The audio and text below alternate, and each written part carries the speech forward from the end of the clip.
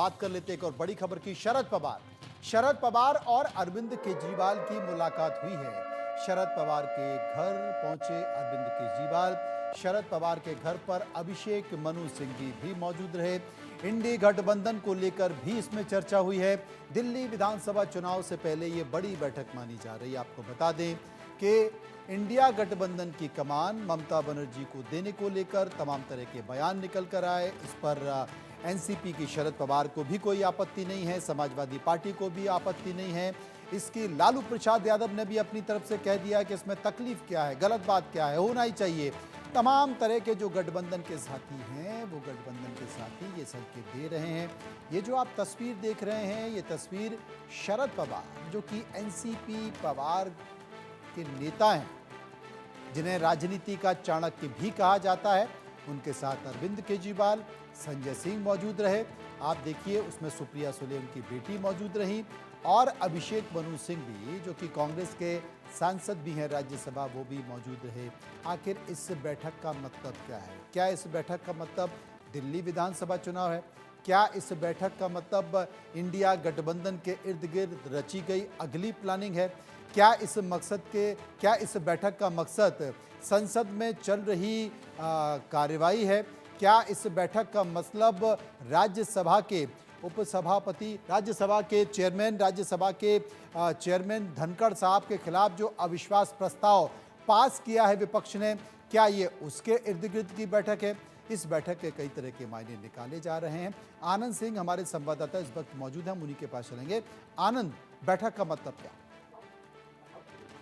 जी मनोज, देखिए जिस तरीके से आज की ये बैठक है शरद पवार के साथ में दिल्ली के पूर्व मुख्यमंत्री अरविंद केजरीवाल के, वो काफी महत्वपूर्ण बैठक मानी जा रही है क्योंकि जिस तरह से अभी लगातार महाराष्ट्र के चुनाव के रिजल्ट्स आए कि 23 नवंबर को, और उसके बाद जिस तरह से लगातार वहां पे विपक्ष जो है ईवीएम के ट्रांसपेरेंसी को लेकर सवाल उठाता आ रहा है, तो ऐसा कि हमारे सूत्र बता रहे हैं कि इस बैठक में ईवीएम के मुद्दे पे भी काफी चर्चा होनी है, क्योंकि शरद पवार खुद 2 दिन पूर्व रविवार के दिन ही वो जिस तरह से सोलापुर के मार्कवाड़ी गांव में गए थे, जहां पर वहां के गांव वालों ने ही आपत्ति जताई थी कि किस तरह से ईवीएम पे उनका भरोसा नहीं है। तो ऐसे में एक जो कड़ी है शरद पवार के घर पे जो अरविंद केजरीवाल के साथ चल रही है वो है, और दूसरी कहीं ना कहीं जिस तरीके से लगातार जो इंडिया ब्लॉक के जो काफी तमाम बड़े नेता हैं, उन्होंने जिस तरह से ममता बनर्जी के लिए कि वो इंडिया ब्लॉक को लीड करे, उनके लिए इंडोर्समेंट जिस तरीके से किया है, चाहे वो शरद पवार खुद हो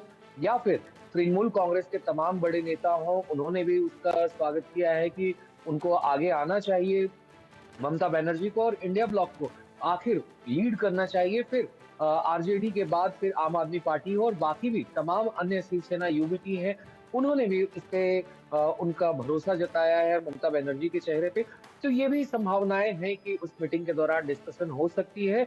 और आज जो सबसे बड़ा खास चूंकि था राज्यसभा को लेकर, जब पहली बार राज्यसभा के स्पीकर के अगेंस्ट में, चेयरपर्सन के अगेंस्ट में, जब जगदीप धनखड़ के अगेंस्ट में इंडिया ब्लॉक के पार्टनर्स कांग्रेस के लीड करने के बाद उन्होंने करीब 60 सांसदों के सिग्नेचर के बाद उन्होंने जिस तरीके से राज्यसभा के चेयरमैन जगदीप धनखड़ के अगेंस्ट में नो कॉन्फिडेंस मोशन मूव किया है, तो ये सारी चीजें भी वहां पर डिस्कशन के लिए रहेंगी। और अभी चूंकि ये कहना बहुत ही जल्दबाजी होगी कि दिल्ली में आखिर अरविंद केजरीवाल का एनसीपी के साथ रुख क्या रहता है, चूंकि एनसीपी हालांकि यहाँ पर उतने सीटों पर चुनाव पहले नहीं लड़ी है, तो ऐसे में किस तरह की बातचीत होती है, चूंकि वहां पर कांग्रेस के वरिष्ठ नेता अभिषेक मनु सिंघवी भी मौजूद है उस बैठक में, जहां पर अरविंद केजरीवाल खुद शरद पवार जी के घर पे मौजूद है। तो ऐसे में ये तमाम संभावनाएं अभी बनती नजर आ रही हैं आ, कि आखिर इस आपको बैठक की आपको क्या। लगता है आनंद, आपको लगता है जिस तरीके से हरियाणा में आम आदमी पार्टी और कांग्रेस के बीच जो गठबंधन की शुरुआती दौर में बातचीत चल रही थी, उसके बाद वो गठबंधन टूट गया, आम आदमी पार्टी के नेताओं ने कांग्रेस के खिलाफ बिलो द बेल्ट बयानबाजी की और कांग्रेस ने भी आम आदमी पार्टी को लेकर बिलो द बेल्ट बयानबाजी की। आपको लगता है कि आने वाले समय में दिल्ली विधानसभा चुनाव में कोई गठबंधन की उम्मीद है कांग्रेस और आम आदमी पार्टी? जी मनोज, देखिए जिस तरीके से लगातार हरियाणा का एग्जाम्पल हम लोगों ने खास तौर पे देखा कि आम आदमी पार्टी और कांग्रेस, पहले तो कांग्रेस ने एक तरह से फीलर्स दिए थे आम आदमी पार्टी को कि वहां पर उनके साथ में एक जो है अलायंस हो सकता है, उनके साथ गठबंधन हो सकता है हरियाणा के चुनाव में। हालाँकि बात जब नहीं बनी, तो फिर लगातार दोनों तरफ से बयानबाजियाँ एक दूसरी पार्टियों पर होती रही हैं। वैसे ही जब हरियाणा का चुनाव चल रहा था, तो उस वक़्त भी कांग्रेस के जो तमाम बड़े नेता थे, उन्होंने ये एक स्टैंड मेंटेन किया था कि किस तरीके से दिल्ली के विधानसभा चुनाव में यहाँ पर खास तौर पे किसी तरह का गठबंधन नहीं हो सकता है।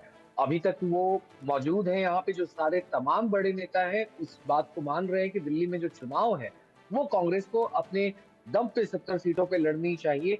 मगर वहीं अब चूँकि बात हो रही है, क्योंकि कांग्रेस की जिस तरीके से अभी न्याय यात्रा दिल्ली के राजधानी में निकली है, देश की राजधानी दिल्ली में निकली है, तो जिस तरह का ल्यूक वार्म रिस्पॉन्स उसको मिला है, उसको देखते हुए कहीं न कहीं कांग्रेस के मन में भी ये बातें आ रही होंगी कि अगर गठबंधन हो जाए तो सही रहेगा, या गठबंधन ना हो तो सही रहे। क्योंकि चूँकि पहले भी हमने अभी ये देखा है भविष्य के संदीप गर्त में दीक्षित से ने माना या जाए, यानी कि बैठक खत्म होने के बाद हो सकता है कि तमाम नेता बयान दें और ये बताएं कि हमने ये बैठक अगर रखी तो इसके पीछे के मायने क्या है। बहुत बहुत शुक्रिया करेंगे आनंद का, जो विस्तार से हमें